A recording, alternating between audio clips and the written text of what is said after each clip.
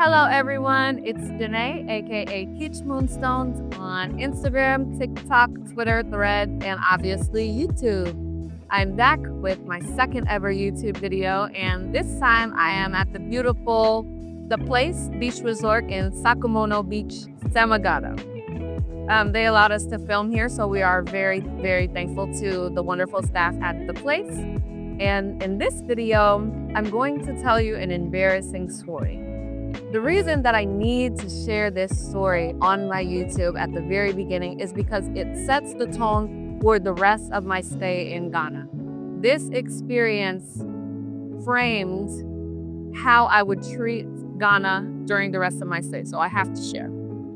So the story takes place within my first 3 days in Ghana. Right when I touched down, I landed in Kotoka Airport on July the 4th, 2024, early in the morning.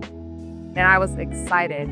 It was the 4th of July, the date felt poetic, and I was ready to rumble. I was ready to roll. I had myself, my puppy, 2 big suitcases, and $400 cash. Now you might ask, Janae, why are you only bringing $400 cash? You should bring more than that. Well, there's 2 reasons. My bank assured me that my cards and everything and the ATM would work here in Accra, Ghana. And also, I did not trust myself to travel with a large sum of cash. So I only brought 400. So my ride picks me up from the airport and I'm dropped off at my Airbnb that I have booked for the entire month. My plan is to enjoy my birthday, get to know the city, and if everything works out and vibes are good, then I will stick around. I will stay in Ghana for a year.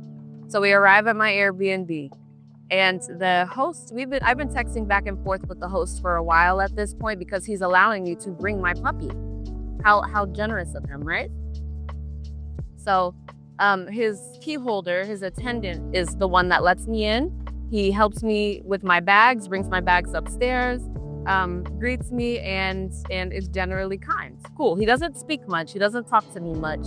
Doesn't make much conversation, but he's generally kind. And I let the host know that I'm there.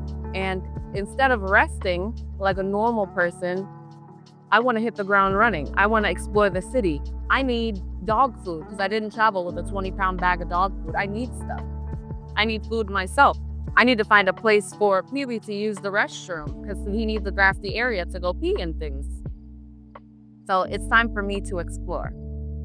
So I put my things down, make sure Pee-wee's situated, and I begin to explore Accra, or Osu, the area that I was in at the time.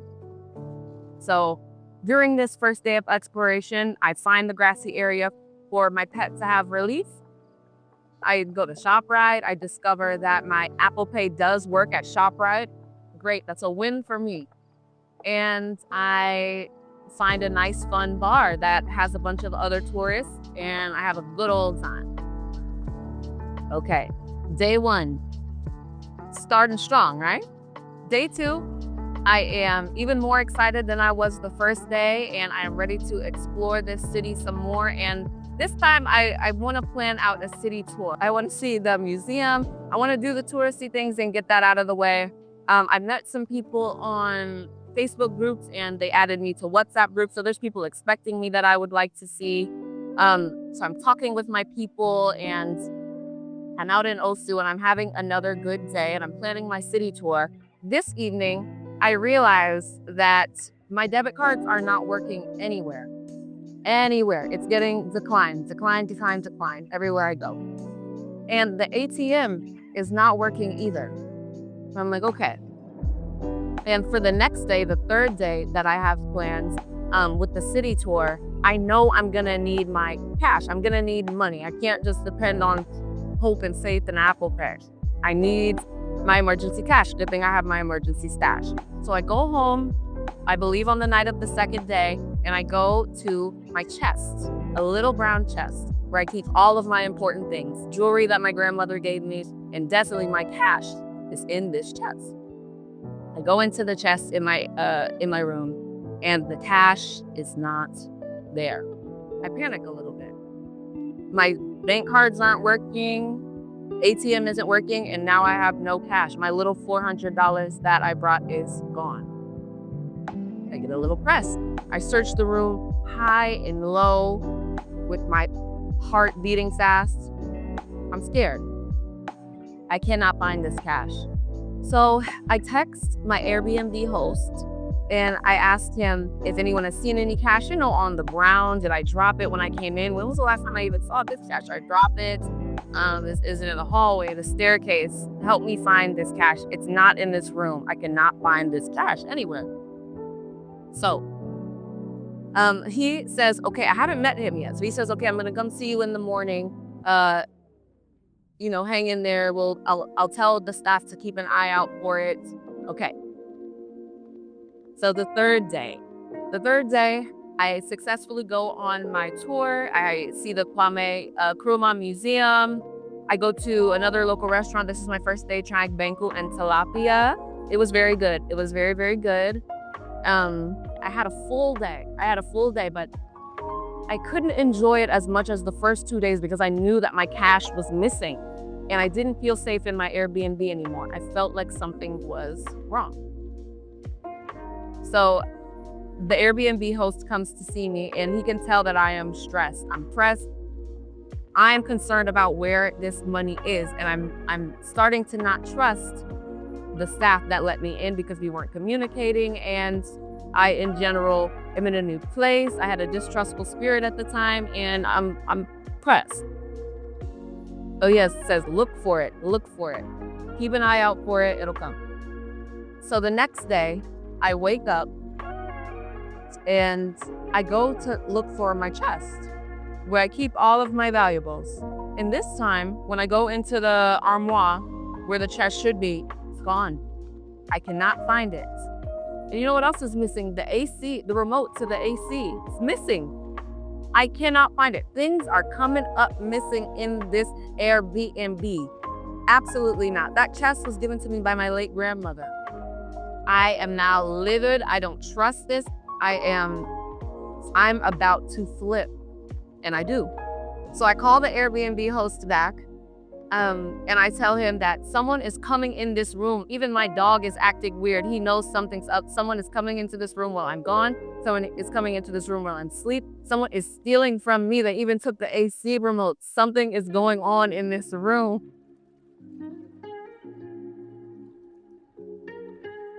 And he is so patient with me. He is so helpful. He says, okay, we've never had anything like this happen before. I'm so sorry that you're experiencing this. I will come to your room today, change the locks for you in front of you so that you know that you are safe here. You're safe here in this Airbnb. You are safe with my staff. And I'm mad. I'm upset. I'm like, okay. I let him come do it. So he brings a locksmith, I believe, to come and change the locks. And he gives me all of the keys to the new lock so that I know that I'm safe. So that I know that no one has access to this room. And it's still not enough for me. So that night, I'm feeling unsafe. Things are turning up missing in this Airbnb. And before I left, people had told me to beware of it with any travel. They've told me to beware of thieves. They were sending me articles of people in Jamaica getting their hotel rooms ransacked. And it happens. And this is my first real international travel, and I've been going. I'm anxious. So the next morning, I'm feeling unsafe. I want to get out of this Airbnb. The changing of the locks was not enough. And so I take it to the next level and I contact Airbnb. I tell Airbnb that I am experiencing thievery in my Airbnb and I need a new room and I need to be compensated for what I lost. Oh my gosh, I threw a fit. I called my father in front of the Airbnb host. I was losing it. I flipped out. I was losing it. And Airbnb worked quickly. They took this man's listing down. They took this Airbnb host listing down. They were telling me to pick a new accommodation. And I was getting my way. I was throwing a fit and I was getting my way. Still running on no sleep. Still jet lagged. Still not having even fully unpacked yet. I still had those 2 full suitcases that I was going in and out of. So I'm out at B2B. Some friends from the Facebook group and WhatsApp group invited me out to B2B, which is a popular spot. And I'm out having dinner. They invited me on a whim, so I kind of just ran out the crib and threw something on. Actually, threw on this jacket. So at B2B, talking about all the stress that I'm going through, oh poor me, and things are going left, and yeah, I'm crying, I'm fussing up a storm. So we're fixing to leave. For some reason, I pat this pocket right here. I don't want to pat it because the mic is here. And there is the $400 that I have done all this dramatics over. There is the money that I have threatened this man's integrity over, questioned his staff, contacted Airbnb, got his listing taken down, and thrown a massive fit over. My heart sinks to the bottom of my stomach, and I know that I am wrong. I am in the dead wrong. I feel horrible. I still feel absolutely horrible over this. So I have to text him. And I know I feel so bad about the drama that I caused that I don't want to apologize over text. And I knew that he would be around, I think it was Friday or something. I knew he would be around since he told me that he would keep checking on me. He wanted me to find this money. He knew that I had lost it. He was just being patient. If I tell him I need to talk to you, he happened to be around anyway. So when I got home, he came up to my room and knocked on the door. He's like, "Are you okay?" And I'm like, "I have to apologize."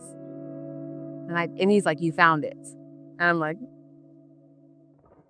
like, "I found the money. I am so sorry." And I immediately start crying. I try not to sob because I don't want to seem more neurotic than I already clearly am.